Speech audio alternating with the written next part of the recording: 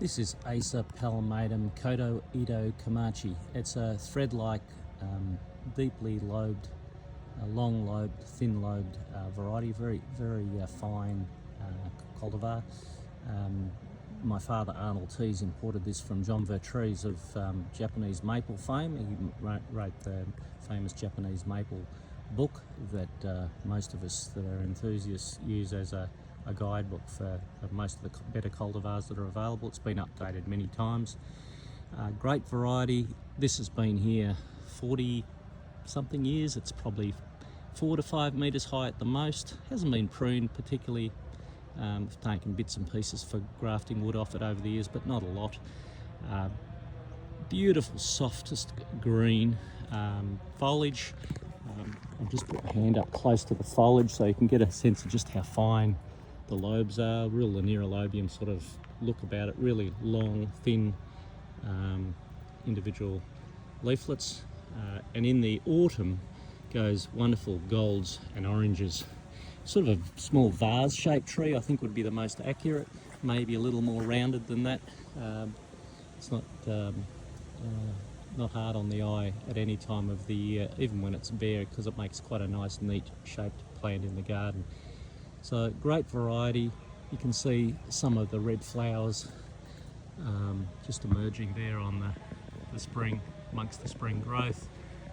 Particularly pretty, dainty habit. Not a big grower, so if you've got limited space, it's good for a suburban garden, or if you've got limited space in the garden bed you've got it in mind for. Relatively easy to grow, like most Japanese maples. I always tell people, for the most of the cultivars of Japanese maples, they'll take morning sun and easterly aspects easily. They'll take overhead sun in summer, even here in the Dandenongs where it's, and in Melbourne, where it occasionally gets up into the 40s. But don't put them in a north-facing spot where you're going to get heat and hot wind at any time. They just don't like hot. The hottest summer sun plus hot winds. I think most Japanese maples are very hardy, even mildly drought hardy, but don't put them in sandy soils unless they've been built up considerably, and don't put them in a north or west aspect that's also getting hot winds as well as massive hot temperatures in the summer months. So it's kind of critical with Japanese maples. South and east aspects is the best, and like I said, as the sun goes over it in the arc in the summer, the overhead sun without hot wind is usually okay as long as the plants are deeply watered. I'm not one of these people into watering every 5 minutes. I'm into deep watering a little less frequently, and if you're in slightly heavier soils, that will give them quite a long buffer against hot and dry spells. But just be mindful in Australia, if you're having extreme hot and dry, give enough water. Don't be shy in those at that time of the year. But throughout the rest of the year, it's not necessarily, once they're established, once they're been in 5, 6, 7 years, you can back off on how much water you give them. But just be mindful, if you're getting a summer like we had last year. Summer and autumn was particularly dry here, even in the Dandenongs by our standards, but particularly north of the Dandenong Ranges into Melbourne and further east and west.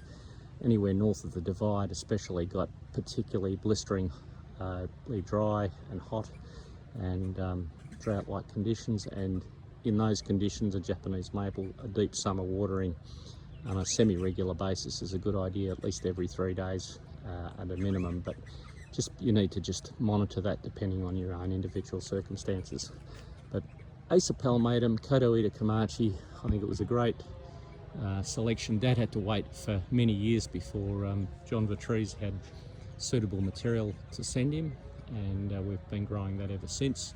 It's a tremendous variety and quite delicate in the landscape. Sometimes people are knee-jerk reaction when they're buying their plant purchases, and that's fine. We all are inclined to be keen to buy something just on the initial impact in a small pot, but I think quite often things are lost on people until they get a more mature plant. So wherever possible, try to research photos on an older specimen so that you get a clue of what the thing is going to look like once it's established in your garden. Japanese maples are long-lived if they're healthy, so keep in mind when you plant one and it's treated well, it's going to be there for a very long time. So make sure it's the right size for the location and that you're happy with what you're contrasting it with. It's going to be a good fit, because once you plant it, you surely in 5 or 10 years you're going to fall in love with them more than even the day you bought it. So keep in mind that it's the right plant for the right aspect. There's dozens and dozens of Japanese maple varieties available. We grow a huge range of the varieties, and we find that once people sort of in that headspace with Japanese maples, they can't get enough. They keep collecting them. I've got many people that come here and have literally got plants of almost all the varieties we've ever released since Dad started back in the 50s right up until current day. You get some of the really keen gardeners have got whole gardens full of, dotted with almost the full range of varieties we've imported over the years. And then there's been other varieties imported by guys like John Emery. He's been a major importer of Japanese maples, and there's been others that have brought in other varieties as well, but probably John Emery and ourselves have probably brought in as many Japanese maples as anyone.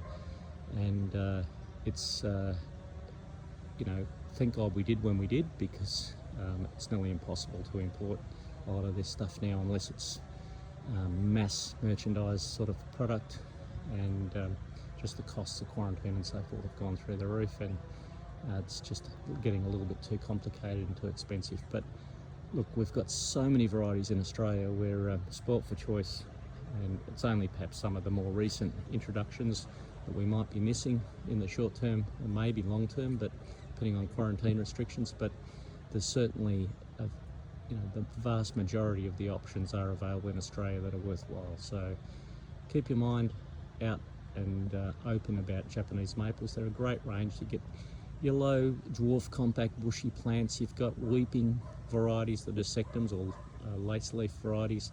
You've got sort of small shrubby type varieties that'll get up from anywhere from a couple of metres up to 3 or 4 metres. Then you've got varieties that'll get 4 to 7 metres, depending. Like even Acer palmatum dissectum cereus, with its very cut dissected foliage, which is an upright tree, is one of the more vigorous ones, will get 6 or 7 metres easily, with really willowy sort of foliage and branching. So really big range. You'll get everything from your greens in the spring through to variegated, some orangey sort of tones, golds, and you'll get a lot of pinks in amongst especially the variegated varieties, but some of them have pink new growth in the spring.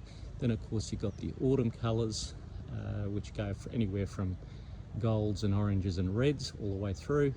Of course you've got the most popular ones of all.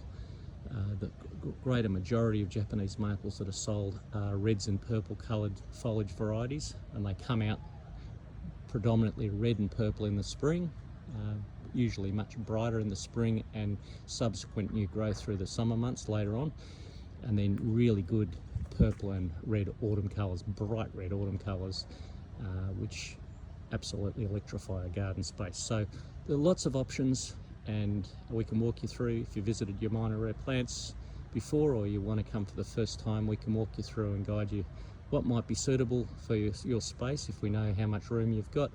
If you follow my blogs on Facebook and Instagram, you'll see there's thousands of blogs there on all the different plants we grow, especially Japanese maples, and you can see photos of often mature specimens, and that'll give you a little bit more of an insight on what you can achieve in your garden space and get the best outcome.